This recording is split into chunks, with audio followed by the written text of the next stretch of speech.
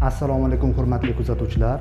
Hozir mana biz 20 yoshli ayol kishi bemorimizga 5 dona ketma-ket yuqori jag' sohasidagi yaroqsiz tishlarini olib tashlab, bir vaqtning o'zida 3 ta dona implant qo'yish operatsiyasini ko'ramiz. Bugungi implantatsiya jarayonimizda 20 yoshli ayol bemorimiz yuqori jag'ning chaynoq sohasidagi tishlari juda yaroqsiz holga kelib qolgani sababli bizga murojaat qildi. Og'iz bo'shlig'i ko'rigi va 3D rentgen diagnostika natijalariga ko'ra saqlab qolishning imkoni bo'lmagan 5 ta tishni olib tashlab, ularning o'rniga bir vaqtning o'zida 3 ta implant o'rnatishga qaror qildik. Implantatsiya jarayoni bemor uchun mutlaqo og'riqsiz o'tishi maqsadida avval og'riqsizlantiruvchi gel qo'lladik, so'ngra mahalliy anesteziya qildik va buning natijasida jarayon boshidan oxirigacha bemor hech qanday og'riq his qilmadi. 1 soat davom etgan muolaja davomida 5 ta yaroqsiz tish olib tashlandi va ularning o'rniga 3 ta implant muvaffaqiyatli o'rnatildi.